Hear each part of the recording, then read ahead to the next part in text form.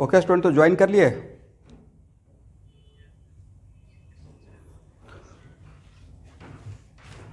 तो दो क्वेश्चन रह गया था एक्सरसाइज 4 का। एक था क्वेश्चन नंबर 11 और क्वेश्चन नंबर 12, तो it is important for board, तो वो भी हम लोग देखकर आगे थ्योरी बढ़ाएंगे। तो क्वेश्चन नंबर 11 है the time for half life period of a certain reaction, this one is 1 hour when the initial concentration of reactant is 2 mole per liter. How much time does it take for its concentration to come from 0.5 to 0.25? तो concentration 2m से 1m के लिए half life कुछ अलग रहेगा क्योंकि ये zero order reaction है, और concentration 0.5 से 0.25 के लिए हाफ लाइफ अलग रहेगा। करेक्ट? दोनों का हाफ लाइफ सेम रहेगा या डिफरेंट रहेगा? तो जीरो ऑर्डर रिएक्शन के लिए हम लोग हाफ लाइफ का फार्मूला ये बनाए थे, व्हेन कोफिशिएंट इज 1, तो T half 1 equal to this one and T half 2 equal to this one for a given reaction. तो रिएक्शन सेम है तो के तो सेम ही रहेगा। तो फर्स्ट को अगर सेकेंड से डिवाइड करते हैं तो this by this equal to this by this लिख सकते हैं। तो दिस इक्वल टू दिस, और इसके लिए इनिशियल कॉन्सेंट्रेशन का काम ये करेगा। दरअसल मैंने यहाँ पे क्या पुट किया 0.5 और C01 क्या था 2 से 1, तो 0.5 बाई 2 और टी हाफ 1 कितना था 1 आवर। सॉल्व करने के बाद आंसर क्या आ जाएगा 0.25 आवर। तो यही तो आंसर होना चाहिए। आप लोग इसको सॉल्व कर लिए थे?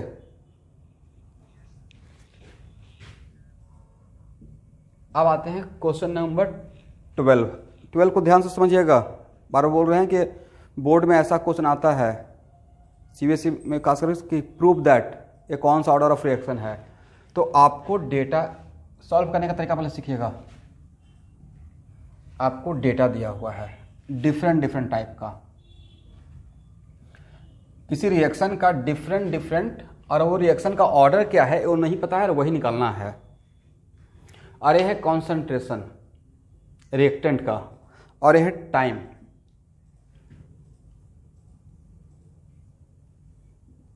और t इक्वल टू 0 पे कॉन्सेंट्रेशन 1 है, t इक्वल टू 0.5 पे कॉन्सेंट्रेशन है 0.75, t इक्वल टू 0.12 मिनट पे कॉन्सेंट्रेशन है 0.40, और t इक्वल टू 0.18 पे कॉन्सेंट्रेशन है 0.10। ठीक है? तो स्टूडेंट यहाँ पे इनिशियल कॉन्सेंट्रेशन क्या हुआ? इनिशियल कॉन्सेंट्रेशन है 1m। करेक्ट? अब नेक्स्ट क्वेश्चन ये है हम जनरलाइज वे में कि सर जनरलाइज कैसे सॉल्व कर सकते हैं। तो जनरलाइज सॉल्व करने का तरीका इसमें यही है कि जब तक कुछ हाफ लाइफ वगैरह का कुछ ट्रिक नहीं मिलता है आपको, तो मैं आपको सजेस्ट कर रहा हूं कि पहले आप सपोज कर लीजिए, late us suppose it is zero order. क्या करना है इस टाइप में? पहले इट इज जीरो ऑर्डर, और मान लेते हैं कि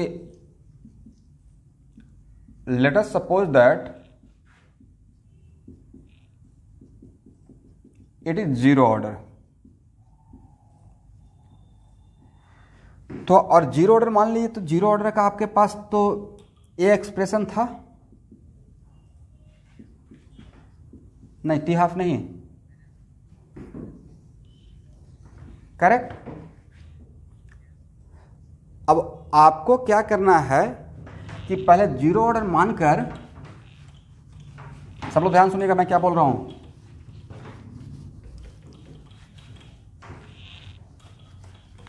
और एक केमिकल काइनेटिक्स का 10th लेक्चर हो जाएगा ना।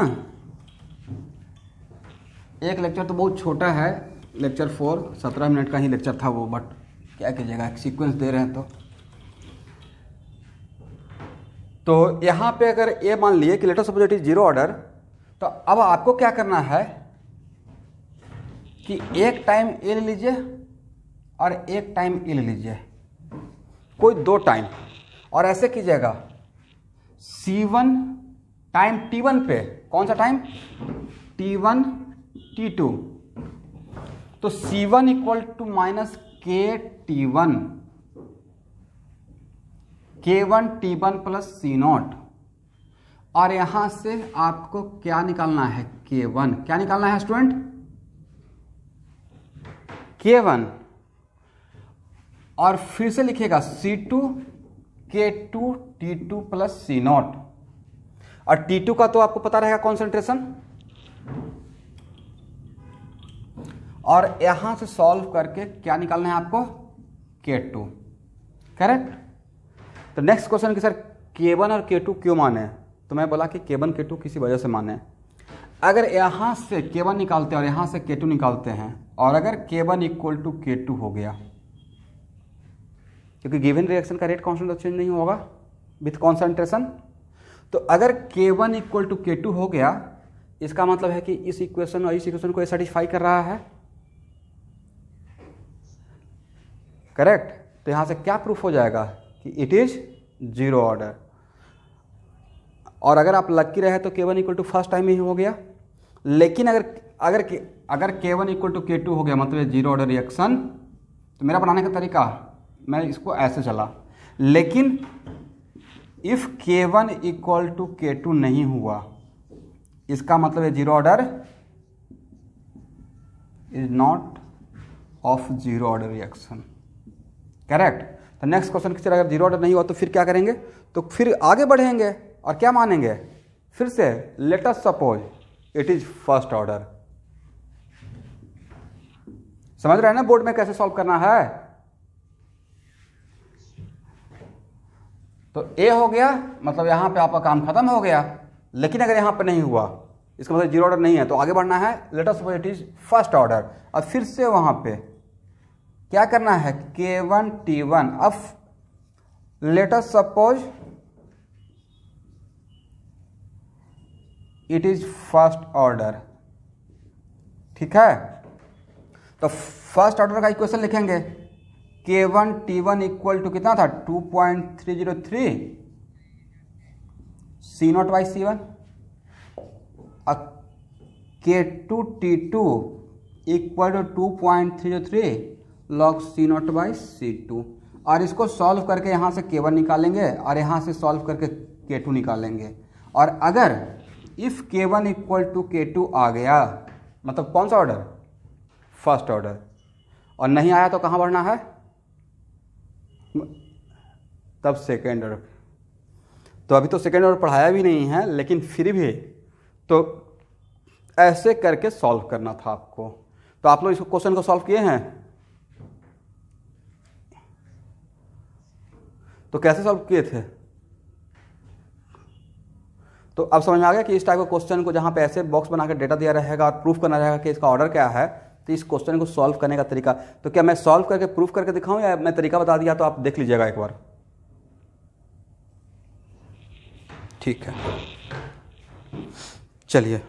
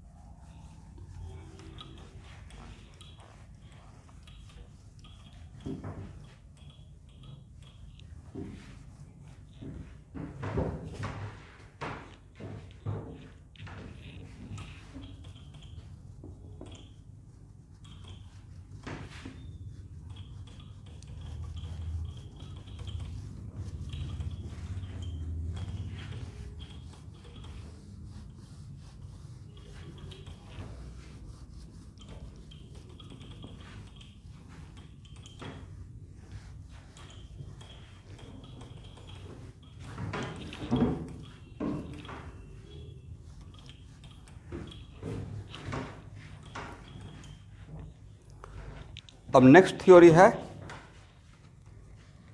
First order reaction involving gases.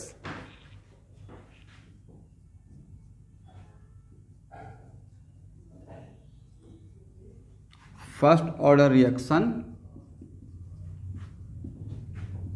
Involving gases.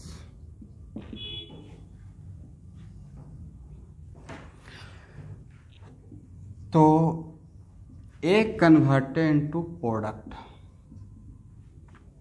Correct. और मेरा फर्स्ट ऑर्डर रिएक्शन का इक्वेशन था KT equal to 2.303 log C0/Ct, correct. और यहाँ पे ऐसा फर्स्ट ऑर्डर रिएक्शन लिया गया है जिसमें all are in gaseous form, all are gaseous substance, correct. मतलब यहां से यहां तक reactant and product all are in gaseous form, या इवन कि सिर्फ रिएक्टेंट भी अगर गैसियस फॉर्म में है तो मेरा काम चल जाएगा। तो आप एक इक्वेशन देखते होंगे PV equal to nRT, correct. तो P इक्वल टू क्या आप ए लिख सकते हैं N/V/RT। और स्टूडेंट है देखिए N/V को क्या हम लोग कॉन्सेंट्रेशन बोल सकते हैं। तो इक्वेशन क्या बन गया P equal to CRT,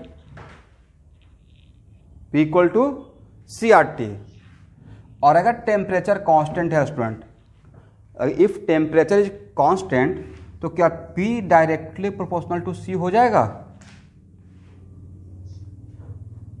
for gaseous substance if temperature is keeping constant तो pressure directly proportional to concentration. इसका मतलब है कि अगर मेरा reactant in form of gas है तो क्या हम लोग ऐसे, जब ए हो गया तो क्या P1/P2 इक्वल टू C1/C2 लिख सकते हैं एट कांस्टेंट टेम्परेचर, हाँ या ना। P1/P2 इक्वल टू C1/C2 लिख सकते हैं, करेक्ट।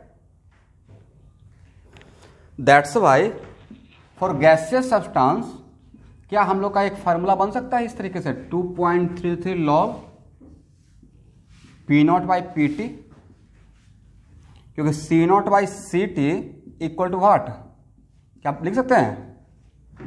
बट बी केयरफुल कि what is keeping constant, temperature is keeping constant. तो स्टूडेंट अब मुझे यहां पे ये बताइए कि P0 क्या है और Pt क्या है। P0 क्या है और Pt क्या है।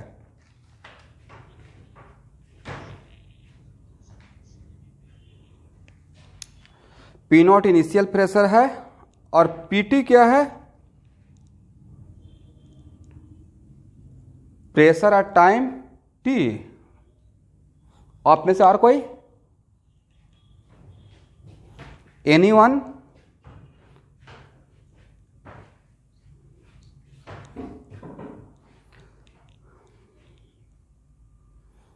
Very good. P0 था initial pressure of reactant, point to be noted. P0 क्या, इनिशियल प्रेशर ऑफ रिएक्टेंट। और as time passes is it compulsory कि सिर्फ यहां पे ये ही रहेगा, हो सकता है कि प्रोडक्ट साइड में भी गैसियस सब्सटेंस हो, हाँ या ना। दैट्स वाई आप जो यहां पे Pt लिख रहे हैं वो किसके बदले लिख रहे हैं, Ct के बदले। Pt जो लिख रहे हैं तो किसके बदले लिख रहे हैं, Ct। अरे Ct क्या है, Ct है रिएक्टेंट का concentration at time T, correct. इसका मतलब यहां पे Pt is the total pressure of container at given time होना चाहिए, या Pt यहां पे है partial pressure of reactant at that time.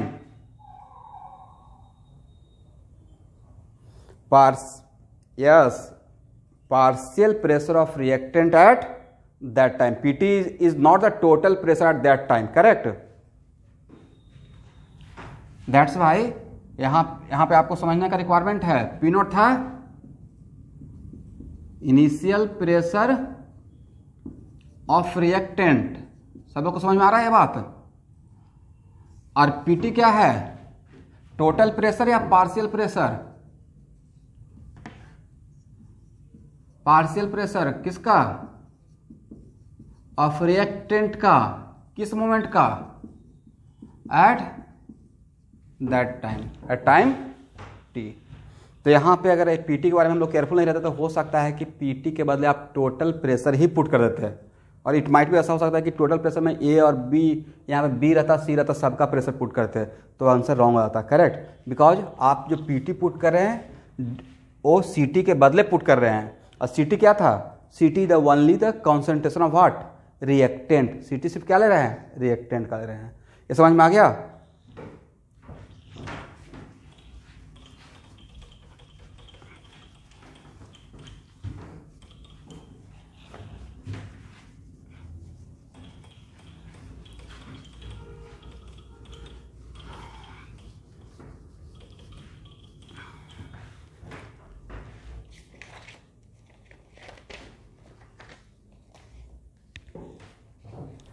अब देखिए,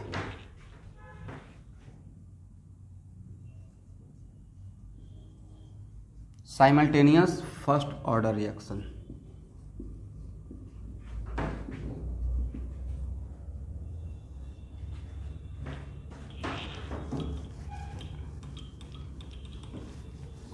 ये कोई थ्योरी नहीं है, it is kind of problem जिसको कि मैं थ्योरी बना के पढ़ा रहा हूँ।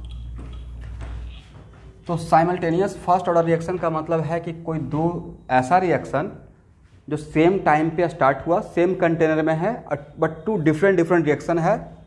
मान लेते हैं कि कोई एक ए है कन्वर्टेड इनटू प्रोडक्ट, इसका रेट कांस्टेंट K1 है, और बी है converted into product, both are first order reaction, इसका रेट कांस्टेंट K2 है। Let us suppose T equal to पे 0 पे इसका इनिशियल कॉन्सेंट्रेशन और T इक्वल 0 पे इसका इनिशियल, दोनों का इनिशियल ऐसा नहीं भी हो सकता है, बट मैं मान रहा हूँ कि let us suppose initial concentration of A and B are same. अब तक पूछा जाएगा कि T1 पे, तो स्टूडेंट T1 पे ए का कॉन्सेंट्रेशन और यहाँ पे T1 पे बी का कॉन्सेंट्रेशन, दोनों का कॉन्सेंट्रेशन सेम रहेगा या डिफरेंट हो जाएगा? डिफरेंट रहेगा, क्योंकि इसका रेट कांस्टेंट अलग है, इसका रेट कांस्टेंट अलग है। तो T1 पे इसका मान लेते हैं C1 और इसका मान लेते हैं क्या, C2। T1 पे इसका C1 और इसका T1 पे C2 मान लेते हैं। करेक्ट, दैट्स वाई मान लेते हैं कि अगर इसके लिए लिखते हैं K1 T1, तो क्या लिखेगा 2.03 log C0/C1। और अगर इसके लिए लिखते हैं K2 T1, टाइम तो सेम ही लिया है ना, सेम टाइम ले रहे हैं, तो क्या लिखेंगे 2.303 log C0/C2। और इक्वेशन फर्स्ट और सेकेंड को अगर माइनस करते हैं, फर्स्ट माइनस सेकेंड, डिवाइड नहीं कर रहे हैं, माइनस कर रहे हैं, तो क्या हो जाएगा T1 K1 माइनस K2, हाँ या ना, इक्वल टू 2.303 log। और देखिए तो यहाँ पे क्या कैंसिल हो जाएगा, फर्स्ट माइनस सेकेंड करेंगे तो कॉमन 2.33 लेने के बाद log C0 कैंसिल हो जाएगा, तो क्या लास्ट में यही बचेगा ना, C2/C1। तो इस टाइप का आपको एक दो प्रॉब्लम में लिया हूँ। तो देखिए एक्सरसाइज 4, 5 एंड 6 के लिए इतना ही थ्योरी है। बिफोर सेकेंड ऑर्डर, तो सबसे पहले हम लोग एक्सरसाइज 5 का फर्स्ट प्रॉब्लम सॉल्व करते हैं। आप लोग सॉल्व कीजिए, डू इट फास्ट। एक्सरसाइज 5 का क्वेश्चन नंबर 1,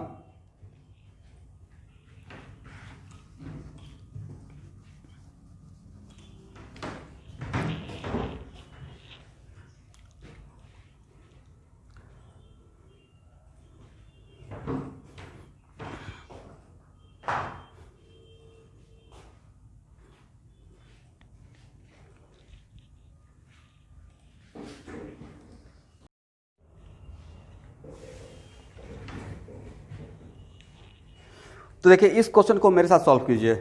तो क्वेश्चन नंबर 1 में है कि 4x converted to y plus 2z। तो मान लेते हैं कि इसका इनिशियल मैं कॉन्सेंट्रेशन बोल रहा हूँ, इनिशियल कॉन्सेंट्रेशन A है, और at t equal to 10 minutes concentration becomes A minus X. कितना हो गया, A माइनस एक्स। तो इस क्वेश्चन को सॉल्व करने के लिए मुझे निकालना है टी हाफ लाइफ, तो अगर के निकालेंगे तो मेरा काम चल जाएगा, करेक्ट।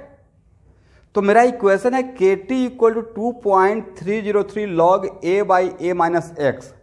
इसका मतलब यहां पे मुझे टी पता है, तो बस ए बाई ए माइनस एक्स का रेशियो पता चल जाए तो माई वर्क ओवर। इसलिए सो मेनी टाइम्स ऐसा रहेगा कि आपको इनडायरेक्ट यहाँ पे ए बाई ए माइनस एक्स चाहिए, बट वो ना देके कुछ और दिया रहेगा। तो यहाँ पे ए था मेरा कॉन्सेंट्रेशन, तो एक्चुअल में और अभी जस्ट आपको बताए थे concentration directly proportional to pressure at constant temperature, याद है? Concentration directly proportional to pressure at constant temperature. तो क्या C इक्विवेलेंट टू P लिख सकते हैं? इक्वल नहीं, इक्विवेलेंट लिख सकते हैं ना, इक्वल नहीं इक्विवेलेंट। तो यहां पे इनिशियल में जो 800 mm ऑफ Hg प्रेशर था वो किसके वजह से था? ए के वजह से, बिकॉज T इक्वल टू 0 पे तो बाकी कोई है ही नहीं। बट जब यहां से x गया तो y का कितना बनेगा? देखिए तो मैं सही लिखा हूं, according to mole concept stoichiometric coefficient. इसका 4 से बनता है 1, इसका 4 मोल से 1 मोल, ऐसे मानिए। तो इसका 1 से कितना बनेगा? 1/4। तो x से कितना बनेगा? x/4, correct. और इसका 4 से बनता है 2, तो 1 से बनेगा हाफ, तो x से कितना बनेगा? x/2। यहां तक समझ में आ गया? तो ए था T इक्वल टू 0 का कॉन्सेंट्रेशन, इसका मतलब हम लोग को ए मिल गया, करेक्ट। अब बताइए एट 10 मिनट, सब लोग ध्यान से सुनिएगा, एट 10 मिनट्स सिर्फ रिएक्टेंट का प्रेशर दिया हुआ था या टोटल प्रेशर दिया हुआ था? स्टूडेंट, लैंग्वेज में क्या है? रिस्पॉन्ड किया कीजिएगा। टोटल प्रेशर दिया हुआ था। क्या दिया हुआ था? तो टोटल का मतलब इसका सबका मिलाकर ना। इसका मतलब क्या लिख सकते हैं? a माइनस एक्स अब प्लस x/2 अब प्लस x/4 इक्विवेलेंट टू 650, है या ना?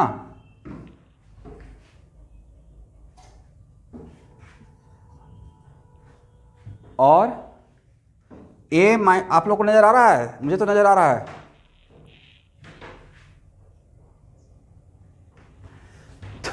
तो यहां से यहां तक क्या हो जाएगा? x/2 प्लस x/4 कितना होता है?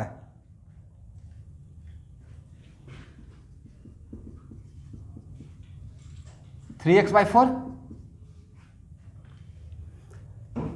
तो x minus 3x/4 minus x plus 3x/4 कितना होगा? Very good, minus x/4। अब नजर आ रहा है? Equal to 650। तो x/4 इक्वलेंट टू क्या लिखेंगे? a माइनस 650, हाँ या ना?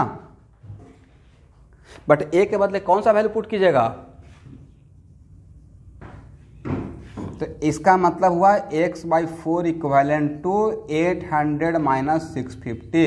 और ऐसा हम लोग गैसियस स्टेट में भी थोड़ा बहुत पढ़ते थे कि मोल को प्रेशर कभी कभी मान लेते थे, मोल को वॉल्यूम में मान लेते थे, करेक्ट। इसका मतलब है कि ये कितना हो गया? फास्ट 150।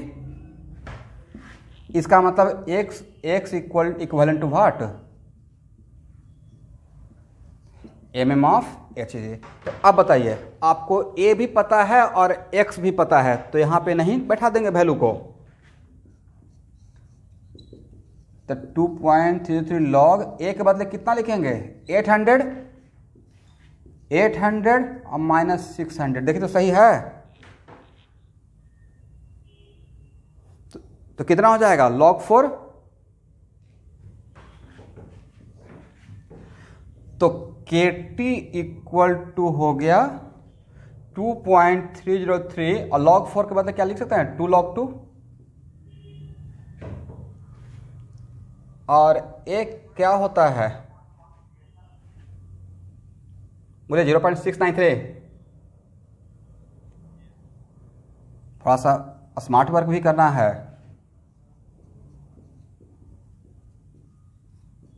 देखिए तो ऐसे लिख सकते हैं, हाँ या ना।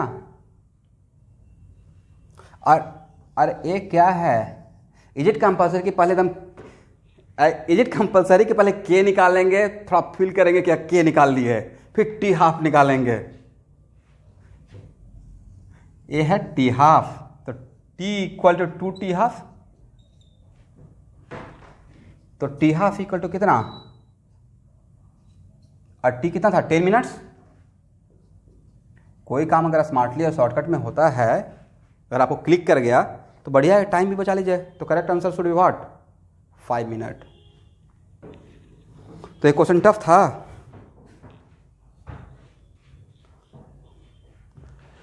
और टफ अगर था भी तो अब तो बन जाएगा ना कि कैसे बनाते हैं। तो ओके, तो इसी कॉन्फिडेंस से क्वेश्चन नंबर 2 ट्राई कीजिए, डू इट फास्ट।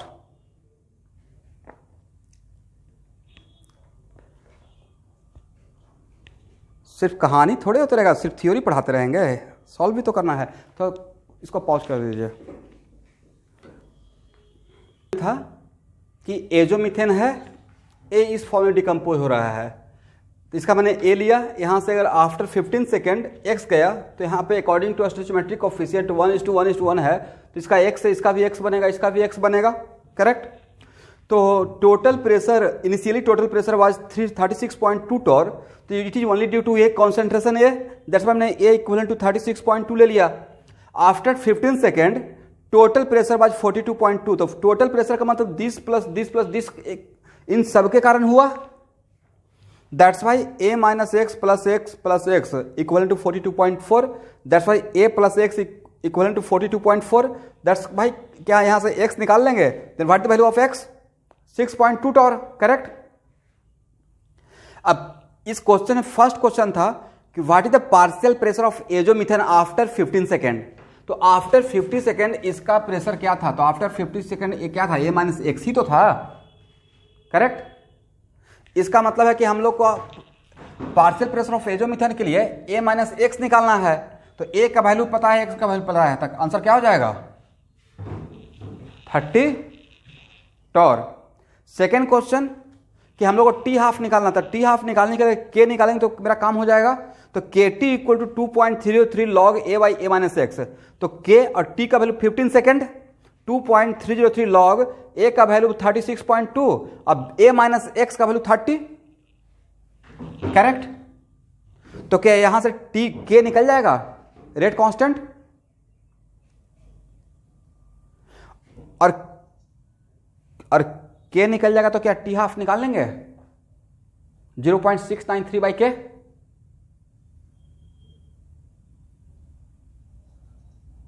हो जाएगा ना। तो ये था क्वेश्चन नंबर 2 का कंप्लीट सॉल्यूशन। ओके,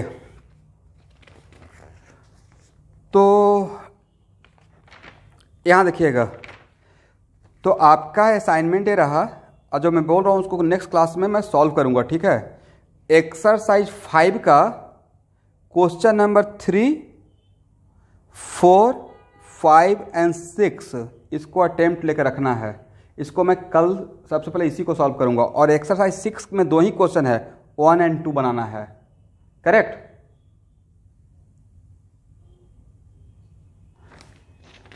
ओके, अब हम लोग नेक्स्ट थ्योरी में बढ़ते हैं, second order reaction.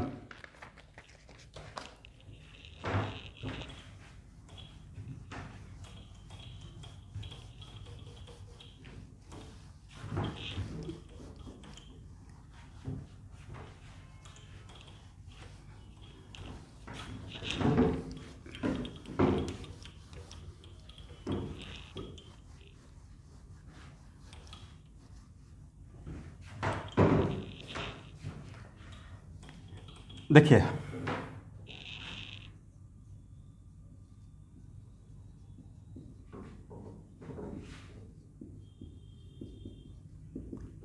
Second order reaction. तो देखिए आपको आपका जो सिलेबस में है वो मुझे लगता है कि इससे ज़्यादा आपसे नहीं पूछा जाएगा। अगर सेकेंड ऑर्डर का फार्मूला रटने के लिए दिया जाए और कॉन्सेंट्रेशन वर्सेस टाइम का एक्सप्रेशन निकालने के लिए, तो one of the type second order का रहेगा, ध्यान से सुनिएगा स्टूडेंट, सेकेंड ऑर्डर रिएक्शन को मैं आपके लिए 3 पार्ट में, हालांकि 3 नहीं रहेगा, बहुत सारा सिचुएशन हो सकता है, बट आपके लिए वन ऑफ द टाइप रहेगा सेकेंड ऑर्डर रिएक्शन का जिसमें only one type of reactant are involving रहेगा second order, but how many different type of reactants are involving? Only one type, correct. तो जब ओनली वन टाइप रहेगा और आप खुद बोल रहे हैं कि सेकेंड ऑर्डर है, तो इसका रेट लॉ एक्सप्रेशन तो ऐसा ही होगा ना, हाँ या ना?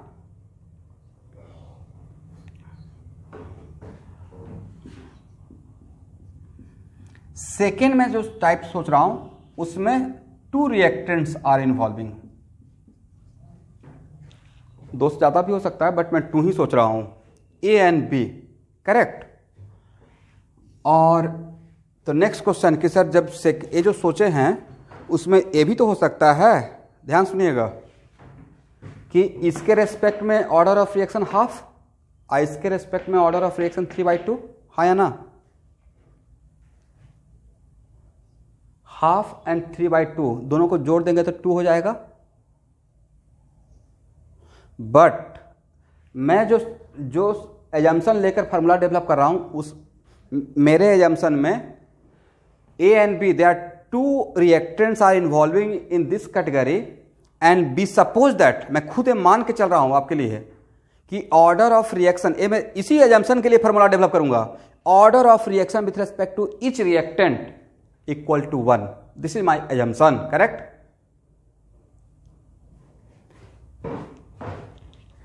और एक थर्ड कैटेगरी ले रहे हैं, इसका मतलब है एक कैटेगरी तो मैं लिया, केस फर्स्ट लिया ए, केस सेकेंड लिया ए और केस थर्ड ले रहा हूं A plus B again converted to product. और point to be noted, case first में तो ये हम लोग को डिस्टिंग्विश करने का रिक्वायरमेंट ही नहीं है कि यहाँ पे एक रेस्पेक्ट में क्या ऑर्डर होगा, because only one reactants are involving, right. तो when only one reactants are involving और हेडिंग दिए हुए हैं सेकेंड ऑर्डर, तो ऑब्वियसली इसका रेट लॉ एक्सप्रेशन नहीं रहेगा, R equal to K A के square, correct. But for case second and third we are supposing that order of reaction with respect to each reactant equal to 1. This is my assumption for next theory.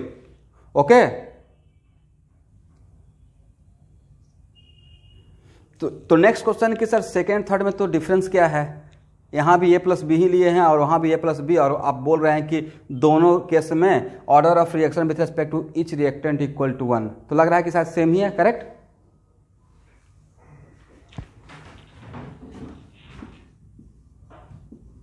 Note करके मैं लिख रहा हूं, for case second and third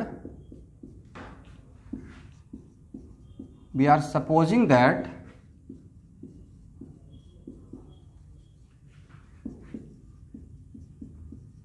order of reaction with respect to each reactant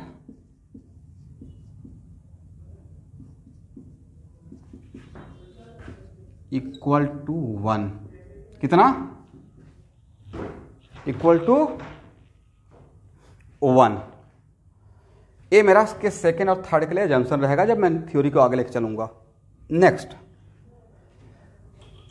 अब case second में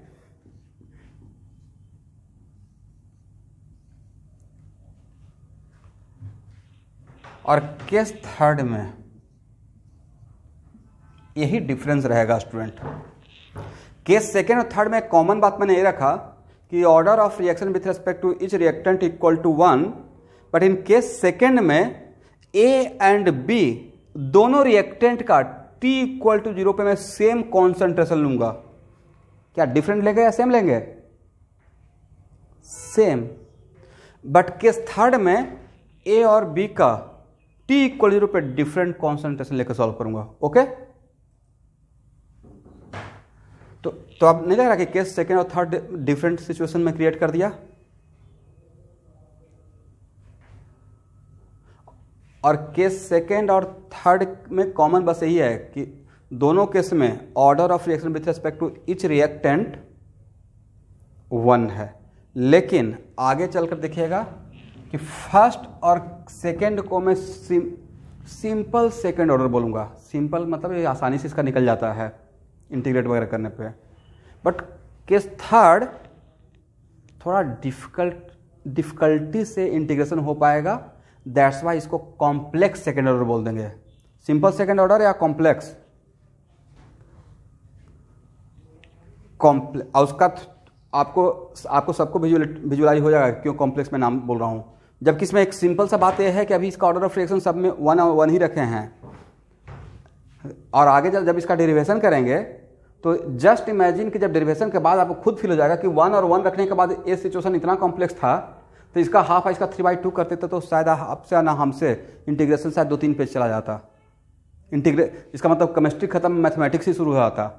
that's why first और second को मैं सिंपल सेकेंड ऑर्डर में, कहीं पे बुक में लिखा हुआ नहीं है, मैं अपने तरफ से एक नाम देता हूँ कि फर्स्ट और सेकेंड बहुत आसानी से बन जाता है, तो फर्स्ट और सेकेंड को मैं सिंपल सेकेंड ऑर्डर बोलूँगा और थर्ड को complex second order reaction. Correct? तो इसका मतलब है कि सेकेंड ऑर्डर रिएक्शन पढ़ने के लिए मैं 3 कैटेगरी डिवाइड किया। फर्स्ट कैटेगरी, सेकेंड कैटेगरी और थर्ड कैटेगरी। और थर्ड कैटेगरी पढ़ाने के बाद यहाँ से ही मैं एक और, आप में से कुछ एक स्टूडेंट मुझसे पूछे थे आगे का क्वेश्चन कि सर किसी रिएक्टेंट का कॉन्सेंट्रेशन अगर दूसरे रिएक्टेंट के रेस्पेक्ट में अगर बहुत ज़्यादा हो जाता है, एक्सेस हो जाता है, तो उस टाइम पे जिसका एक्सेस रहता है उसका ऑर्डर ऑफ रिएक्शन क्या लेते हैं। तो उनको मैं बोला था कि शायद आप में से सुन रहे होंगे जो अगर क्लास अटेंड कर रहे होंगे तो मैं किन के लिए बात कर रहा हूँ, नाम एग्जैक्टली मुझे याद नहीं आ रहा है। तो मैं बोला था कि आगे जब पढ़ाएंगे तो वहाँ पे एक्चुअल में डिराइव करके मैथमेटिकली प्रूफ कर देंगे को जिस रिएक्टेंट का कॉन्सेंट्रेशन एक्सेस रहता है विथ रिस्पेक्ट टू अदर, तो उसका हम लोग ऑर्डर ऑफ रिएक्शन 0 मान लेते हैं। और यहाँ पे जो सेकेंड ऑर्डर रिएक्शन जो ये पढ़ रहे हैं, और इसमें इसी यहाँ से ही एक और टर्म डिराइव करेंगे, एक one of the term derive करेंगे, और जिसका नाम रहेगा स्यूडो फर्स्ट ऑर्डर रिएक्शन। क्या नाम रहेगा? Pseudo first order. उसके पीछे का वजह यह रहेगा कि एक्चुअली ये रहेगा सेकेंड ऑर्डर, बट रिजल्ट मोटा मोटी फर्स्ट ऑर्डर रिएक्शन के जैसा देगा। करेक्ट?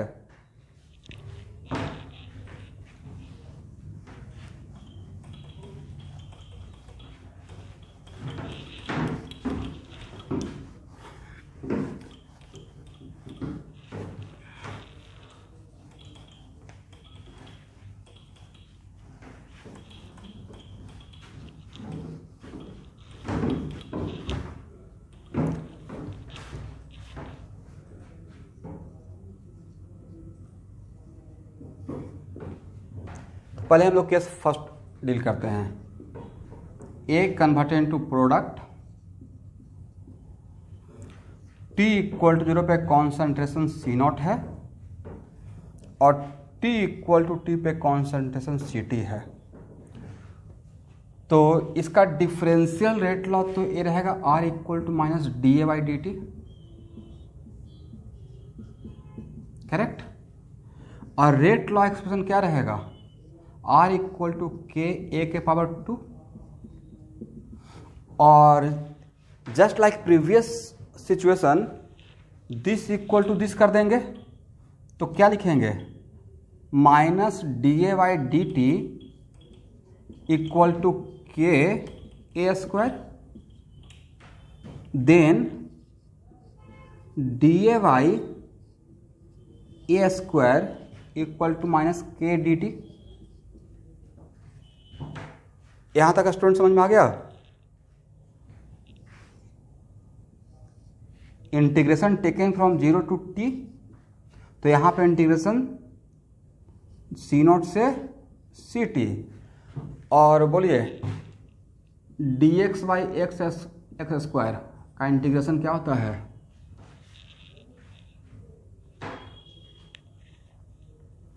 तो 1/x² का integration with respect to x होता है -1/x। ये इंटीग्रेशन सबको क्लियर है, न्यू स्टूडेंट या ओल्ड स्टूडेंट?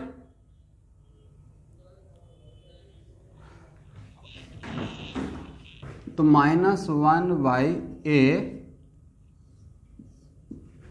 सी नॉट से C T equal to -kt, correct? तो -1/ct, देखिए तो मैंने सही लिखा या गलत लिखा? बीच में एक माइनस आएगा ना लिमिट पुट करने के टाइम पे, और यहाँ पे माइनस एक है तो minus minus becomes what? Plus, equal to -kt, then kt equal to क्या हो जाएगा? 1/ct अब प्लस 1/c0।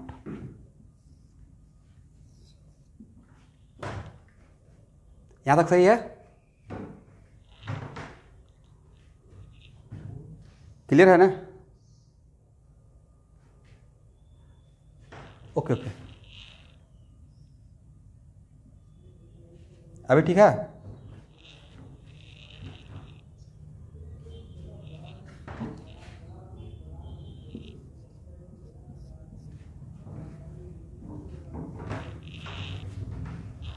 इसको आज के बाद रट जाइएगा।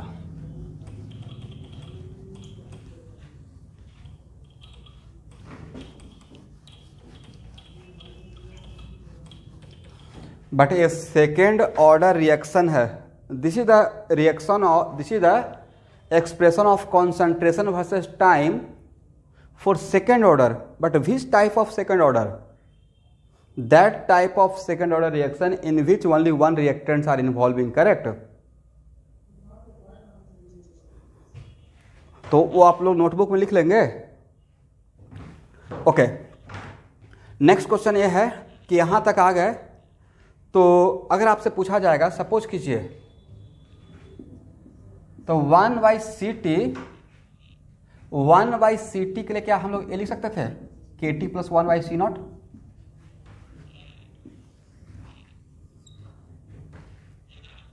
ध्यान से देखिएगा, हाँ या ना? ओके, और अगर आपसे कोई पूछेगा 1/ct वर्सेस t का ग्राफ ड्रॉ करना है, 1/ct वर्सेस t का, 1/ct वर्सेस t का कैसा ग्राफ होगा? तो 1/ct को आप y मान लीजिए, t को x मान लीजिए, इसको c0 c मान लीजिए, और k किसका काम करेगा? इसका मतलब है, और यहां पे जब जो m का काम कर रहा है वो पॉजिटिव वैल्यू है, करेक्ट? तो नहीं लेता कि it is the example of equation of straight line. और t इक्वल टू 0 पे 1/ct का वैल्यू कितना है? t इक्वल टू 0 पे 1/ct का वैल्यू 1/c0 है, ठीक है ना? t इक्वल 0 पुट कीजिएगा तो अब यहां से क्या ग्राफ नीचे जाएगा या ऊपर जाएगा?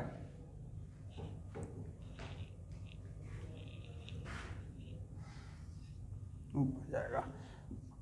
और ये tan थीटा का काम कौन करेगा? m equal to what? k। तो this is the graph of what? ct concentration versus time.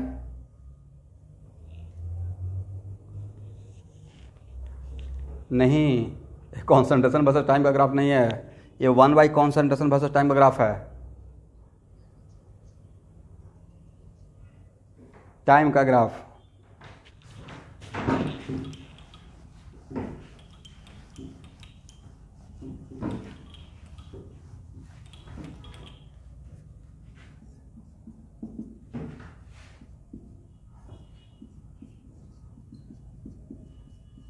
देखिए तो इसको ऐसे लिख सकते हैं,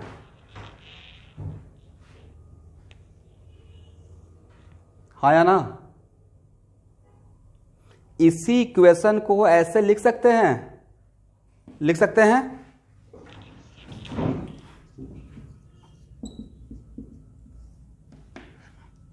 सपोज कीजिए कि x greater than equal to 0 के लिए, x greater than equal to 0, और अभी सब लोग क्लास 12 में पहुंच गए हैं। क्लास 12 में पहला ही चैप्टर आता है फंक्शन, और फंक्शन से पहले हम लोग बहुत सारा ग्राफ ड्रॉ किए थे मैं अपने टाइम पे, और एक बुक भी मिलता है प्लेइंग विथ ग्राफ। तो आप हर डिफरेंट टाइप का मतलब हम लोग ग्राफ में मास्टरी किए थे कि ग्राफ ड्रॉ कैसे करना चाहिए। तो सपोज कीजिए कि मैं इसका ग्राफ मोटा मोटी आपको ड्रॉ करने के लिए बोल रहा हूं, और इस डोमेन के लिए तो नहीं लेता कि it is kind of hyperbola, it is kind of what, hyperbola. और x इक्वल टू 0 पे 1/3 और x इक्वल टू इन्फिनिटी पे व्हाट, 0। तो नहीं लगता कि यहाँ पे 1/3 से एक घट ऐसे जाएगा ग्राफ, ठीक है ना? ओके। इन सिमिलर फैशन अगर एग्जाम में आ गया कि for second order reaction in which only one reactants are involving, तो कॉन्सेंट्रेशन वर्सेस टाइम का ग्राफ कैसा रहता है, स्ट्रेट लाइन रहता है या हाइपरबोलिक? तो आप कॉन्सेंट्रेशन वर्सेस टाइम का ग्राफ स्ट्रेट लाइन मत बोल दीजिएगा। ये जो स्ट्रेट लाइन ड्रॉ किया है ना, एक कॉन्सेंट्रेशन वर्सेस टाइम का ग्राफ नहीं है, 1/CT वर्सेस टी का है, करेक्ट? कॉन्सेंट्रेशन वर्सेस टाइम का इक्वेशन तो ए मिला, और आपको नहीं लगता कि it is kind of just like this, y equal to 1/2x + 3 के जैसा है? और t इक्वल टू 0 पे कॉन्सेंट्रेशन कितना, t इक्वल टू 0 पुट कीजिए तो कॉन्सेंट्रेशन कितना है, देखिए तो 1/C0, तो C0 ऊपर चला जाएगा, और as time increases then this value increases, तो दिस वैल्यू डिक्रीजेज, और डिक्रीज होना भी चाहिए था because as time passes reactants are consume, correct? तो मुझे लगता है ऐसा ग्राफ होना चाहिए। बट एक कौन सा ग्राफ है, एक्सपोनेंशियल या हाइपरबोलिक? एक्सपोनेंशियल तो लॉन्ग एगो छूट गया फर्स्ट ऑर्डर में, करेक्ट? लेकिन उसका भी ग्राफ का नेचर ऑलमोस्ट ऐसा ही था, but it is kind of hyperbolic graph. तो अब दोनों ग्राफ आपको याद रखना है, ये भी पूछा जा सकता है एग्जाम में और ये भी पूछा जा सकता है। ये ग्राफ है 1/CT वर्सेस टी, और ये ग्राफ है CT वर्सेस टी, ठीक है?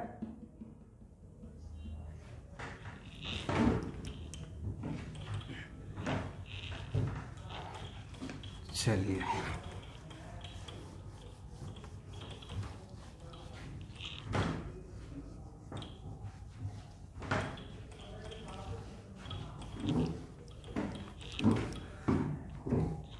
ऐसे ही क्लास फुल रिदम में चलते रहा तो 2-3 महीना में पूरा फिजिकल केमिस्ट्री क्लास 12 खत्म करके बैठ जाएंगे हम लोग। फिर क्या कीजिएगा आप लोग? हाँ, ऑर्गेनिक भी तो टाइम लगेगा, लेकिन ऑर्गेनिक जिस रिदम से 12th का चल रहा है ओल्ड बैच का, तो उसमें तो और भी फास्ट कवर हो जाएगा। फिर हम लोग रिवीजन करेंगे, अभी बहुत सारा टॉपिक बचा हुआ है, केमिकल इक्विलिब्रियम, आयनिक इक्विलिब्रियम, मेरे माइंड में सारा टॉपिक है, don't worry old batch student.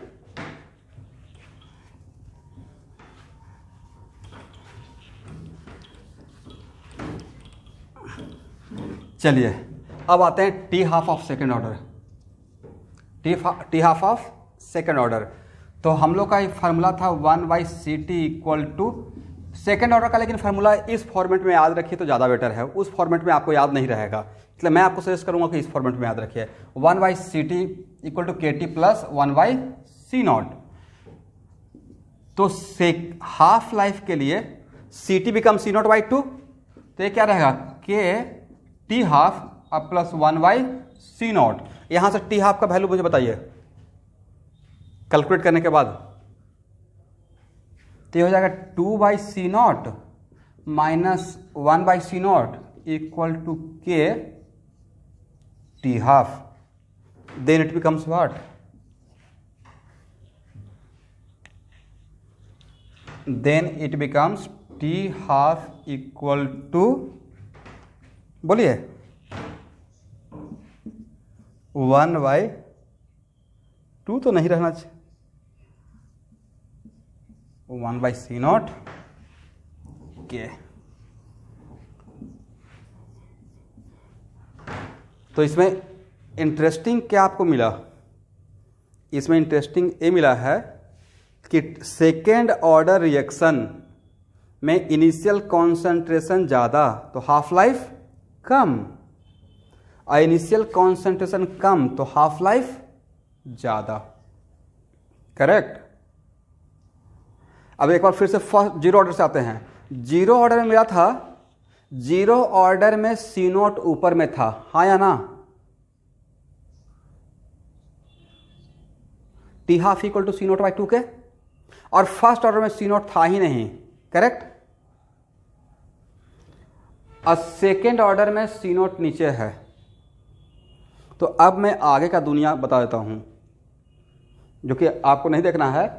Third order में नीचे ही रहेगा और सी नोट स्क्वायर हो जाएगा। ओके। अब फोर्थ ऑर्डर में ये सी नोट क्यू नीचे ही रहेगा लेकिन सी नोट क्यू हो जाएगा। और फिफ्थ ऑर्डर में सी नोट 4 हो जाएगा। तो मेरा जो ऑब्जर्वेशन यहाँ तक आने, this is the half life for second order, but मुझे यहाँ तक आने के बाद ऐसा इंट्यूशन हो रहा है कि शायद, सब लोग यहाँ देखिएगा, कि टी हाफ और इनिशियल कॉन्सेंट्रेशन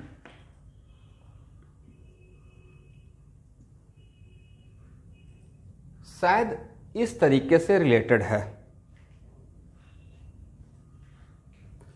टी और where N is the order of reaction, very very important. Where N क्या है? Order of reaction. तो देखिए, अगर ऑर्डर ऑफ रिएक्शन 0 है तो T half directly proportional to initial concentration, मतलब इनिशियल कॉन्सेंट्रेशन ऊपर में रहेगा। करेक्ट।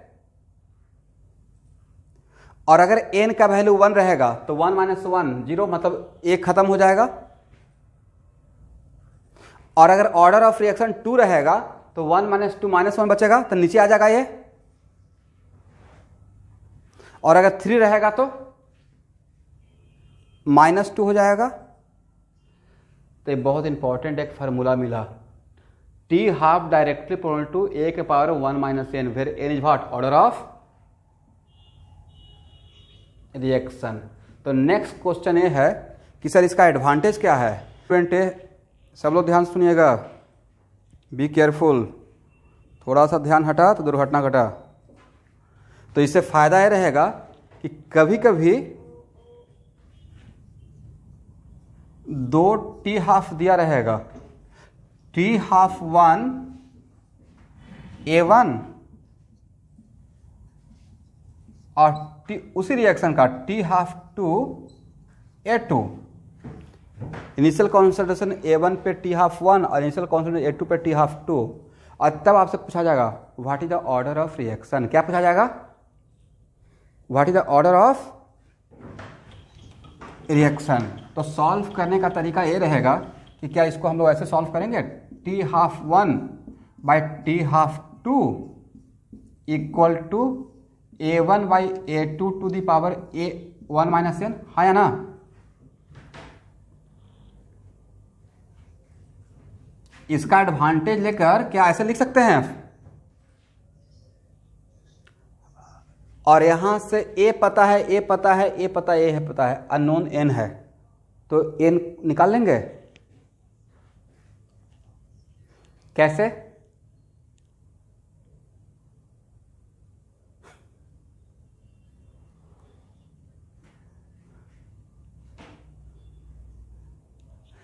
नहीं तो उतना भी आसान नहीं ना रहेगा, एकदम एकदम बिल्कुल सटीक बैठ जाएगा कि यहाँ पे हाफ आया तो इसके अंदर भी हाफ रहेगा। इज इट पॉसिबल कि यहाँ पे अगर इसका रेशियो 2 तो यहाँ भी 2 आ जाए?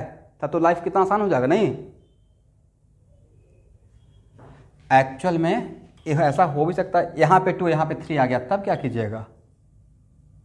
मेरा समस्या समझ रहे हैं आप लोग? इसका रेशियो 2 आ गया, इसका रेशियो 3 आ गया। करेक्ट, ऐसा भी तो हो सकता है ना। तो उस टाइम पे तो बोला सर कोई बात नहीं है, we are the master in mathematics, log ले लेंगे पहले। अगर ऐसा हो गया तो क्या करेंगे, दोनों तरफ लॉग ले लेंगे, T half 1 by T half 2 और लॉग लेंगे, बेस लॉग ले टेकिंग लॉग, मैं सॉल्व करने का तरीका बता रहा हूं, taking log both side base 10, तो क्या ऐसे लिख देंगे? हाँ या ना? अरे इसका वैल्यू और इसका वैल्यू लॉग टेबल से देख लेंगे, करेक्ट? तब ए निकल जाएगा। तो N equal to N minus one equal to क्या हो जाएगा? Log T half one by T half two divided by log A one by A two. ठीक है,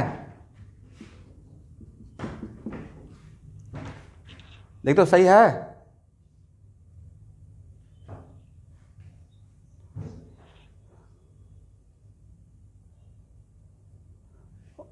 sorry, yes yes, one minus N,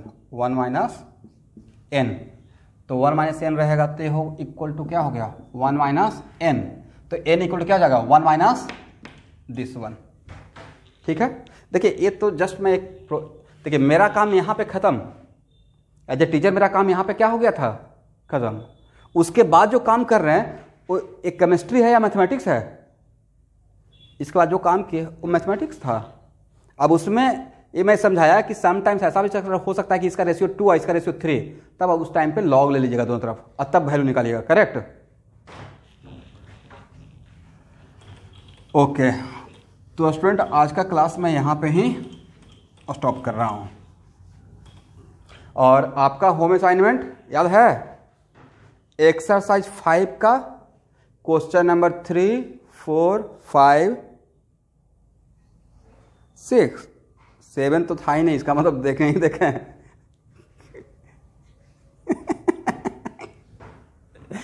कुछ स्टूडेंट इतना बढ़िया है ना।